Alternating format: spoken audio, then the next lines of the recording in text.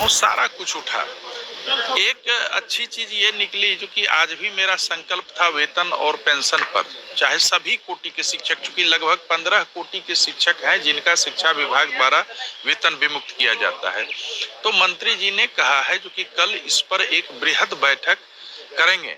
और मैंने एक प्रश्न दिया था, उस दिन हो हंगामे की भेंट चढ़ गया। मैं बता रहा हूँ, कोई शिक्षा विभाग के पदाधिकारी हैं तो वो अगर आरोपित है तो उनको आप राज्य मुख्यालय में, जिला मुख्यालय में, प्रखंड मुख्यालय में आप पुरस्कृत कर दिए हैं पदस्थापन करके।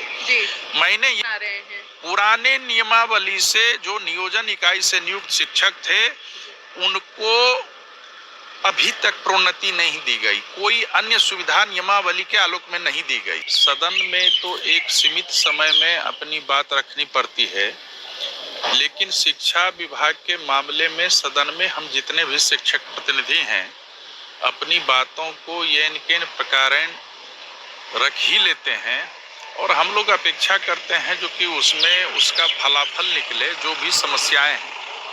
लेकिन समाधान 1 से 2 चीज का होता है, 3 चीज का होता है, लेकिन समस्याएं 50 हो जाती हैं।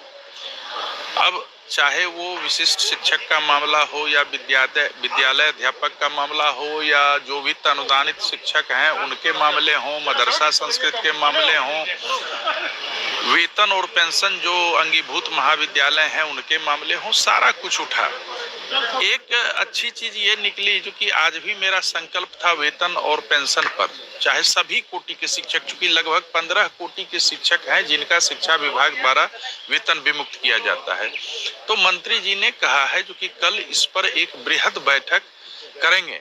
और हमने कहा था जो कि आप किसान को फसल आपदा क्षति हो तुरंत डीबीटी के माध्यम से, साइकिल पोशाक योजना हो, सारा चीज डीबीटी के माध्यम से हो जाता है, लेकिन आप वेतन और पेंशन ये समय पर कभी नहीं देते हैं। तो इसमें गुणवत्ता कहाँ से रहेगी? शिक्षा की गुणवत्ता भी खोजना है तो ये कभी नहीं रहेगी। फलतः शिक्षक किसी भी कोटि के हों मनोयोग से पढ़ा नहीं सकते हैं। जहाँ तक वित्त रहित शिक्षकों की बात है, वित्त अनुदानित की, तो ये तो वित्त रहित जैसे थे 2008 के पहले वही स्थिति है। 7-7 वर्षों का अनुदान बकाया है। ये सारी बातें हुई हैं। ट्रांसफर भी हुई तो उसमें कुछ विसंगतियां आई और भी माननीय सदस्यों का प्रश्न था, शिक्षक प्रतिनिधियों का प्रश्न था। तो सत्र रहता है तो कुछ ना कुछ समस्याएं आती हैं और हम लोग भी अपने स्तर से फिजिकली, चाहे सचिवालय हो, मंत्रालय हो, निदेशालय हो, जा करके हम लोग देखते हैं। तो खैर सत्र अब ये विडंबना है या जो भी कहा जाए जो कि कल वर्गीकृत दिवस में शिक्षा विभाग का कल शुक्रवार को था, अंतिम सत्र था। हम लोगों का बहुत सारा प्रश्न उसी में चला गया।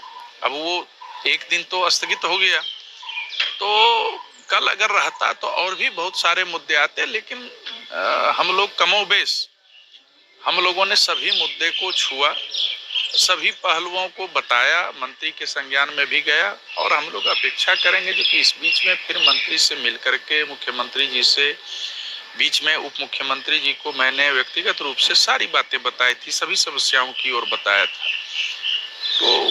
तो नहीं हो सके।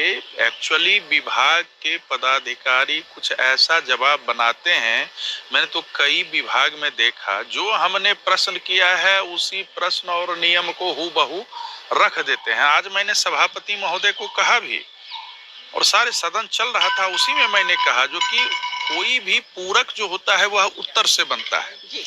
विभागीय उत्तर हम लोगों को पहले ही प्राप्त हो जाता है और विभागीय उत्तर प्राप्त होने के बाद हम लोग उसका पूरक पूछते हैं।